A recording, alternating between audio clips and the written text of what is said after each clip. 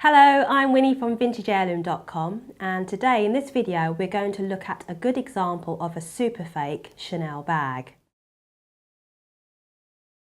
Unfortunately, very well made or super fake Chanel bags do exist.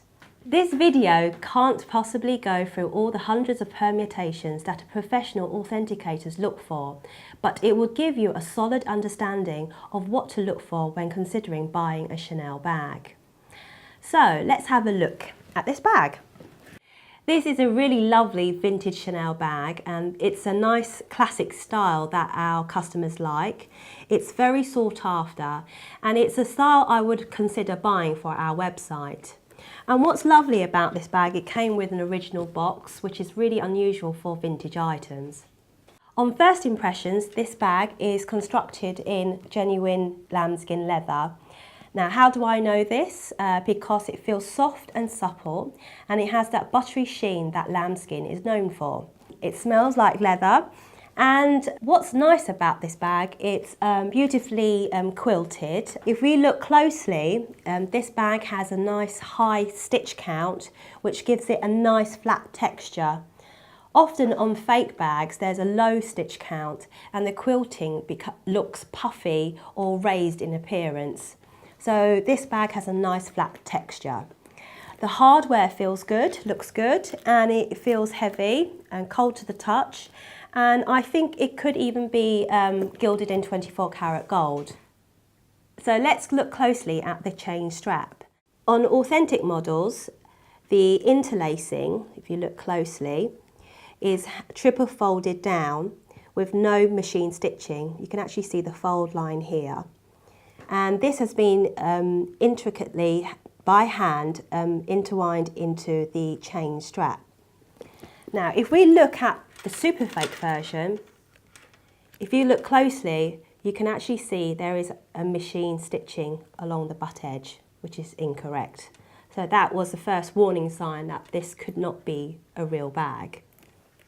Now, the only time Chanel do machine stitch down the interlacing on the leather is on the Chanel vintage jumbo flat bags, where the leather has been folded 4 times and there is a machine stitch along the butt edge.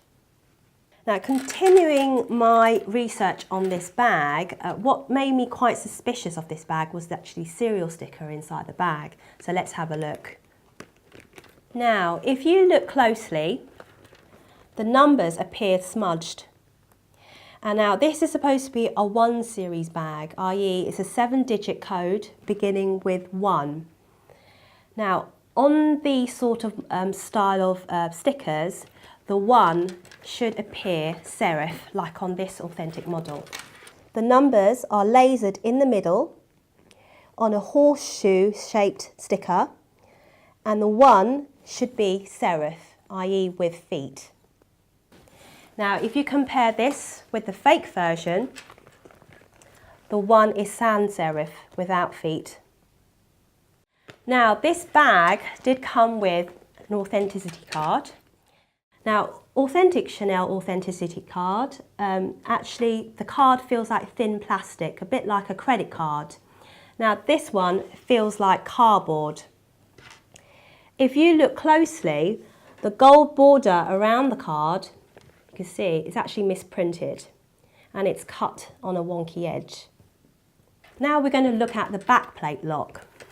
So if I flip that bag open, usually with authentic Chanel, they normally gold plate everything, including the flathead screws. On this version, they haven't. Now, if we compare this with the authentic version of a back plate lock, as you can see, the position of the Chanel and Paris are back to front on the super fake version.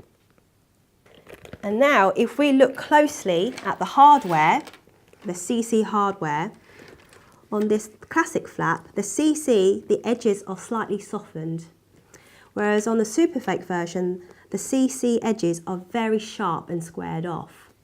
However, they have managed to get the hallmarking correct here with the 3 lines here. There's a 3 line here.